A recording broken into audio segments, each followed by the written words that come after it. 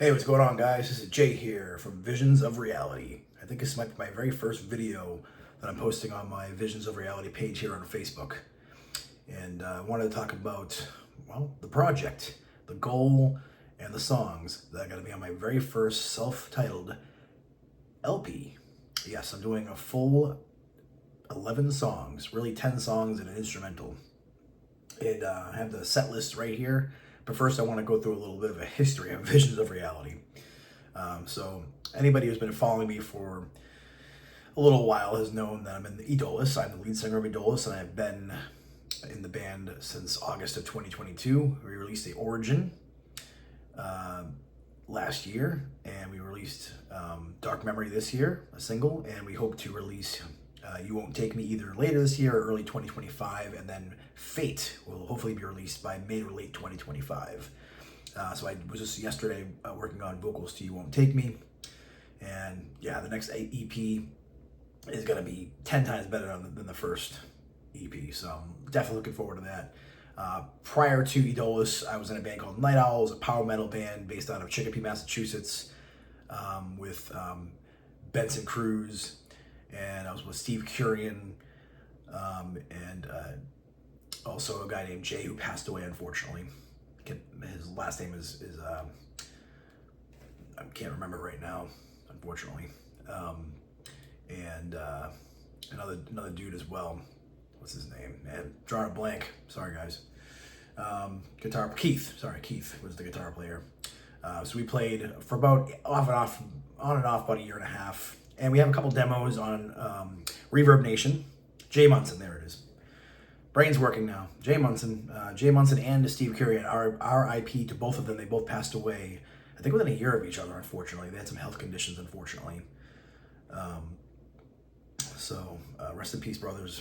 Rock on from heaven. So, but yeah, we had some demos on Reverb Nation, if you're curious. And then before that, I was, many years before that, I was in a Christian punk rock band called Preacher 617. And if you're really good at searching on the internet, you might find some demos of that. And I was the bass player in that band, believe it or not. And then way before that, I was in the very first band ever in 2004. Yeah, that was the very first band I was in that I had started with Steve Curian, believe it or not. He was the drummer. And Mike Majorowski and Steve Hughes, Mike Hughes, rather, and he was the bass player. Mike was the guitar player, and I had actually gotten kicked out of that band because I was too immature back then. How old was I? I'm 40 now, so I was 20 back then. So I was the guitar player / singer in that band, and I got kicked out before we had released any. We recorded a few rough demos, but anyways, if you really know me, you know. You might know about Cleansed by Fire, and I still have some demos and some pictures from back then. It's, you know. Anyways, the reason why I'm going through all this little history is I have riffs from Visions of Reality going that far back, stuff that I wrote or was going to write for Cleansed by Fire, or, you know, dream bands that I wanted to be a part of or write music for. You know, I always dreamed of being part of, you know, either a Christian metal band or, you know, a positive, you know, what they call a white metal band, or just you know, I didn't want to ever be a part of a band that talked about, you know, Satanism or, you know, hatred, evil, you know, just negative lyrics. I always wanted to be part of something positive. And although I'm not like a Christian anymore, I do believe in God. I'm into spirituality. So you got to notice when this EP and LP, whatever you want to call it, comes out, it is going to have a lot of spiritual lyrics still.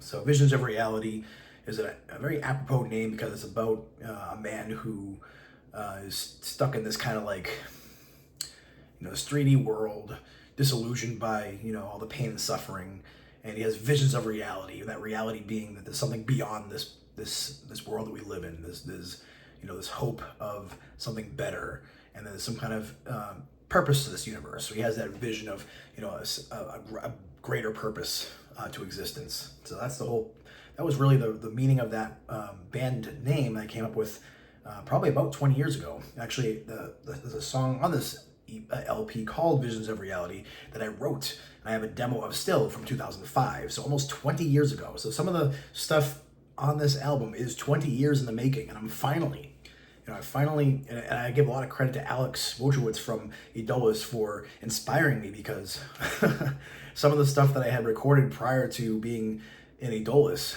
was honestly piss poor. I didn't use a metronome, guys. I didn't even use a metronome. I would literally take my keyboard and I would program drums using my keyboard just by tapping on the keys without a metronome, mind you. And it wasn't terrible, but you could tell the timing was just way off. And I learned how to use a metronome. I learned how to match, to drag, use my mouse to tap out the drum parts and line it up to the grid. And I learned how to edit waveforms and cut and paste stuff and make things line up each note. That's exactly what Alex would do, and I was like, I should try that. And my God, folks, the quality of my recordings has just exponentially gotten better just in the past year alone. Like even stuff I recorded, June, May 2023 is just like not even close to the stuff that I'm coming out with now. I'm actually going to drop a link to my latest demo. It's actually almost done.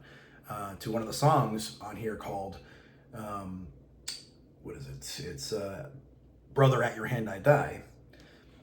It's my latest song. I just finished it, and I'm probably going to tweak it a little bit before I release it on the LP, but it's pretty tight. I'm pretty impressed with how it came out, and that was, everything I just said I did for the editing was done with that. So anyways, jumping right into this now is the set list that I'm going to have for this, and this is going to be very, you don't really hear many metal albums like this, and I'm not like saying this to be like, like bragging. It's more of just like most metal albums kind of stick to one type of genre. Either it's like thrash or power metal, death metal, black metal. Yeah, they might have some, like, it might be a death metal album with some thrash riffs or a power metal album with some thrash riffs, but this is a mix of power metal, thrash metal, death metal, and black metal. You will hear one song that's just straight power metal, then you'll hear one song that's like maybe a mix of like power and death, maybe one that's like a little bit of thrash and death, maybe it's a little black metal and like power metal mixed in. I mean, it's going to be all over the place, and I wouldn't have it any other way. I love it. I love the switch, and it all works as far as I'm concerned. There's nothing that you hear and go, that doesn't really work, doesn't fit. I make it fit. I feel it fit, and that's what matters to me. So, gonna have 11 tracks on this LP. The very first song, which I think is probably the best song that I've ever written, and it's called Master of the Sky, and that one's a straight power metal song. And that one's actually inspired by the Urantia book, which is one of my favorite books of all time. And it's about a bird called the Fandor, which is now an extinct carrier bird. They used to carry humans on them to bring them from place to place. And I have a little bit of editing to do on that one still. But that one is a demo of that song on Bandmix and Reverb Nation. The next one is called There Is No Death. That one's inspired by a combination of the Urantia book and A Course in Miracles. That one is also pretty much done. I just have to go through and do a little bit of instrument edits, and I'm probably gonna redo the vocals too, because I got a new microphone since I've done the vocals on that one, and I think I can get a better take on that one. The next one is called The Killer Awakes. I haven't written any lyrics to that one yet. We're really come up with a vocal melody for it. So that one's probably the one that needs maybe the most work out of all the songs. It's fully the song is fully written. I just have to come up with the vocal melodies and come up with the lyrics and edit all the parts. So that one I got to do a lot of work on still. The next one is what I'm working on now, called Behold the End, and this one is going to be a killer. It's actually a combination of thrash and black metal. And maybe a little bit of progressive death metal, if you want to count that in it as well. And it's very inspired by one of my favorite black metal bands growing up, called Kekel. And they're an Indonesian black metal band that like to mix a lot of black metal with like thrashy progressive riffs from time to time.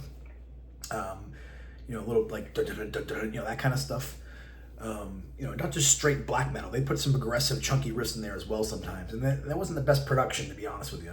But the melodies were so good, so I'm really inspired by, a lot of black metal that isn't just straight black metal with blast beats and the whole time. It's got to have some switcheroos in it, and that's what Behold the End is, but it's got to be crunchy. It's got to be really crunchy. And people might be like, yeah, I can't picture. You'll find out soon enough. The next one is called Conscious Oblivion, and that one's kind of along the same lines of Behold the End. Is kind of like another, like, there's more black, maybe more Black Death than Black Thrash, but that one I still have to go through and come up with some lyrics and vocal melodies for that one. So that one I would say needs a little less work than Behold the End, but it's still, at least I finished recording all the instruments for that already. And then the next one on that is On the Edge of Greatness, and that one's pretty much done. That one's a kind of a mix between death and power metal in a sense, with maybe a little bit of black metal here and there, because I do some black metal vocals on that one as well. So it's really a mix of all three, and that one's pretty much done. And you can listen to that one as well on Bandmix and Reverb Nation. And then I switched it up a little bit. The next one is called Hate Speech, and this was actually a song I originally was writing for Preachers 617 way back when. I think it was late maybe 2009 to early 2010, something like that, that I was in that band. It was 14, 15 years ago. I don't remember the exact, it's been so long, but it was actually it's actually turned into more like a thrash song, because I wanted to kind of make it more metal for this. And that song is pretty much done. I just have to go through and do some editing on it, some mixing on it. But that's going to be a straight ahead, just balls to the wall, thrash song with some punk elements in it. The next one is Brother, At Your Hand I Die. And that one's straight out of A Course in Miracles, about when you're suffering and you maybe someone has treated you poorly in life, and you internalize it all, and you think all these bad thoughts about yourself, and then you make poor choices because of that, and then you blame everybody else for the poor choices and the effects it has on your life, and you basically are like blaming everybody else around you for your reactions to maybe how you were treated, or other people around you. And so you're blaming everybody else for your slow sickness and eventual death, figurative or literal. So that's what that song is all about. And that's another straight ahead thrashy with a little bit of punk influence as well. So I got two back-to-back songs that are thrashy with a little bit of punk edge to it as well. That'll be a pretty good switch, pretty good change of pace for that part of the album. And then number 9, it's called Restitution, and that's going to be an instrumental. It's just a straight ahead heavy metal instrumental with a little bit of thrash in it, mostly like a melodic type of thing. And that song has a special place for me because I'm not going to get too much into it; it's too personal. But the whole idea behind that is, eventually I would like to, find that special someone in my life, and it'll be kind of like where all the years of being alone and single, it'd be like restitution for the lost time, and that would be the song that I would play to remind me that, hey, I finally found that special someone, that kind of thing. So anyways, last one is second to last one is Visions of Reality, and that is the song that inspired the name of this band, project, whatever you want to call it. And that one was I didn't have to change any of the lyrics, thankfully, but that was a full-on Christian song when I wrote it. That's a full-on power metal song with a little, death metal vocals here and there. That's basically done. Just needs a little edit, and it's ready to go. And then I have a bonus on here, and I'm hoping to throw this on here just for fun. And that's just a straight heavy metal song. I mean, there's a little bit of thrashy parts in it, but it's called Policy Man. It was a song that I wrote about, and I wouldn't admit to it for a long time. And even when I wrote the lyrics, I don't think it was in the final form, but I remember back when I worked at Wireless Advocates in between 2005 and 2007, me and my friend who worked there, we used to joke around about our district manager. His name was Brian Krupa, and it was all in good fun. We had a lot of respect for him, but we used to kind of joke about how professional and articulate he was, and how by the books he was, and just like he couldn't make a mistake. But he would sometimes turn a blind eye if it helped You know, if he didn't see something happen, he wouldn't say anything about it, or, you know, even though he might know about it, you know, as long as it didn't get anybody in trouble or didn't cause him any trouble, you know, it was just like, he was just a cool guy, told a bunch of cool stories and stuff. So I wrote a little joke song about it, and I don't know what I was thinking. I was so stupid. I sent it out to everybody in the company, and well, at least locally, not corporate, but. And he's like, "This song about me." I'm like, no, it's not about you. Yes, this is about you, Brian. 20 something years later, yeah, this song, almost 20 something years later, yeah, Policy Man. So you know, it's all in good fun, and so that's what we wrote the song about, Brian Krupa, and I hope to put it on there just for fun, be a little fun end of the album, and it's different from everything else. It's really not, you know, like thrash, power, or death, or black metal or anything like that. So that's this whole set list for the album that I hope to have. My goal, by the way, is to have this out by December 15, 2024, which is my 41st birthday. You know, crazy, man. That would literally be 20 years in the making, because 2005 is when I did the demo for Visions of Reality, the original demo. And I have a riff on here that I have a demo of from 2003. So it's actually over 20 years in the making, and for some parts of this.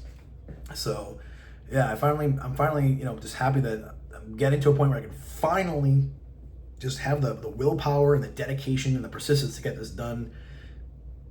Well, I would say I'm about 75% there.